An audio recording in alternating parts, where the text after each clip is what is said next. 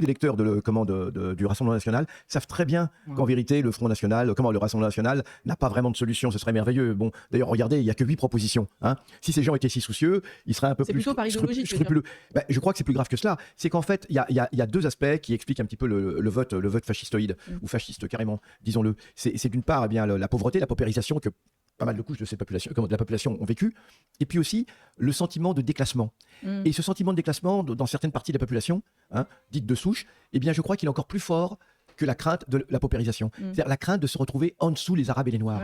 Et ça, c'est la pire des choses. Donc, il y a des tas de gens qui, à la limite, ok, on va rester pauvres, mais au moins on sera au-dessus des Arabes et des Noirs. Et c'est ça que leur propose le Rassemblement national. C'est pour ça que c'est beaucoup plus pervers qu'on ne le pense encore. C'est même pas pour une amélioration réelle de leurs conditions de vie, ils savent très bien, mais au moins on sera au-dessus. Ils ont la garantie qu'il y aura l'amortisseur en dessous. On ne sera jamais les plus bas. Et c'est ça, la hantise du déclassement, d'ailleurs on parle souvent. Alors c'est le déclassement au plan culturel, au plan identitaire, mais c'est le déclassement aussi social. On sera toujours au moins au-dessus des Arabes, des Noirs. D'accord. Et quant à nos concitoyens juifs, qui malheureusement ne sont pas conscients de cela, parce qu'officiellement le RN n'est pas... Officiellement, on sait très bien qu'il n'a pas changé. Il y a des tas de nazis dans le RN, on va commencer à citer les noms, Châtillon, etc. Et tout d'abord.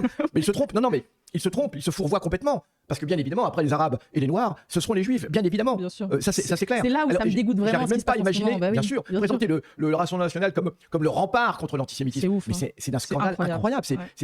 Surtout, c'est d'une inconscience absolument incroyable. Et moi je dis, on ne doit pas faire cette expérience. Absolument. Parce que tous les pays qui ont adopté des politiques réactionnaires, fascistoïdes, d'extrême droite, etc., ne s'en sont jamais tirés. Que ce soit la Hongrie d'Orban ou même les villes du sud de la France, Béziers, etc., on a encore l'extrême droite. Donc c'est pas du tout une expérience. On n'est pas au cirque, on n'est pas au théâtre. On va pas faire l'expérience de l'extrême droite comme ça. Et c'est pour ça que malgré tout, j'ai trouvé même si c'est pas exactement ce que vous voulez dire Kassovitz, mais en tout cas, il y avait une légèreté. Lui, il dit en gros, il prend ça, en gros, comme ça, on aura la mesure de ce qu'est ce pays réel.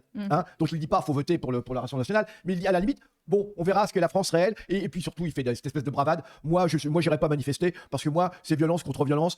Le RN, c'est ça, on la connaît, celle-là. On la connaît, celle-là, ces gens, ces gros bras qui disent ouais, on sera là dans la rue. Mais on la connaît, ils seront chez eux, oui, ils seront en Suisse. Moi, ce que j'ai envie de dire, et c'est là où il y a un petit angle mort dans la lecture accélérationniste, c'est qu'elle part du principe que les gens ne s'accommoderaient pas d'un système raciste. Mais en fait, ceux qui votent extrême droite, ceux qui votent extrême droite, on dit non, mais ils votent pour le social, et quand ils vont se rendre compte que le social ça marche pas vraiment, qu'ils vont pas être mieux payés, et bien dans ce cas-là, c'est bon, ça ira. Attends, laisse-moi terminer, Youssef. Et ils vont dire ouais, voilà, si le social ça marche pas, bon, bah on va recommencer à voter à gauche pour avoir le social, la CAF, tout ce que tu veux, etc., les aides sociales, etc. Mais c'est faux, en fait, ils votent aussi parce qu'ils veulent un système raciste et inégalitaire. Et donc, si on leur met un système raciste et inégalitaire, peut-être qu'ils seront contents aussi. Les gens s'accommodent en fait du racisme. Et regardez juste l'histoire de l'Allemagne nazie. C'est ce que j'allais te dire. Bon, bah, voilà. Non, mais vas-y. Non, je t'en prie, vas-y. Non, mais c'est ça, quand Hitler met en place, etc., les gens s'accommodent de ça. Parce qu'on a travaillé une société pour qu'elle aille vers le racisme. Pourquoi elle serait malheureuse une fois qu'on y est? Voilà. Bien sûr. Samir. Oui, aussi, sous la France vichyste, quoi. Sous la France vichyste, tous les gens qui étaient attentistes et qui n'ont pas pris la mesure de vraiment ce qui se passait ou sont restés dans une position très ambiguë, le nombre de personnes qui travaillent aussi pour l'État, en fait, tout simplement, les fonctionnaires, etc., qui mettent en place des politiques publiques sans vraiment avoir, on va pas dire de recul, mais parce qu'à un moment, ces gens-là, ils sont en mode, j'ai un salaire, je dois gagner ma vie, je fais ça.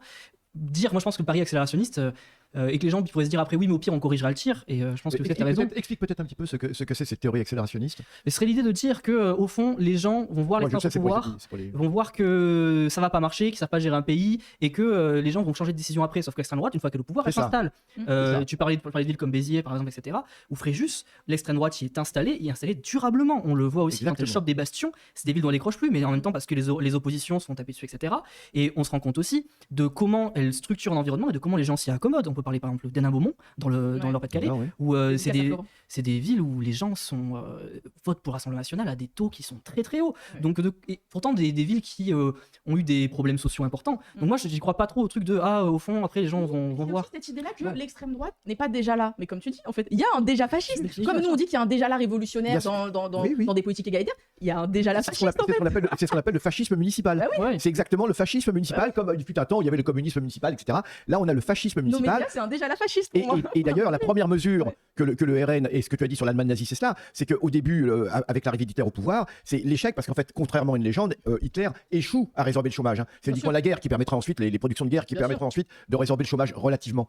Et puis surtout, l'Allemagne va vivre en tondant toute l'Europe sur le dos. Mais auparavant, Hitler se rendant compte qu'effectivement ces politiques ne marchent pas, c'est là où l'antisémitisme va s'accroître avec toutes les lois de Nuremberg, etc. Mais on a affaire à un phénomène. La première mesure que Bardella a dit a dit vouloir prendre, dans l'éventualité où il est élu, il a dit c'est refuser, commencer à remettre en cause la binationalité, enfin pas la binationalité, interdire l'accès à des postes qu'il appelle stratégiques aux binationaux. Alors évidemment, on se doute bien que les binationaux ne seront pas les binationaux américains ou israéliens, bien évidemment. Hein. On voit très bien qui il cible. Et donc on sait que le projet du Front National, c'est de remettre en cause le droit du sol, hein, à terme. Ce droit du sol qui est quand même hérité de l'expérience révolutionnaire française. Hein, c'est dans le programme. Et c'est incroyable que des gens disent oh ouais, ça va, on va faire l'expérience. Je suis absolument sidéré de cette histoire. Et c'est pour ça que le Front National était très content, le Rassemblement National était très content de la loi immigration. Parce qu'ils disaient, ils ont raison, parce qu'ils disaient, c'est super en fait, vous avez acté la préférence nationale dans la loi. Mais c'est une victoire énorme pour eux. Donc voilà, en fait, ce qu'il faut comprendre aussi, c'est que quand le fascisme est là, quand l'extrême droite est là, elle s'installe, comme tu disais, dans les administrations, dans la loi,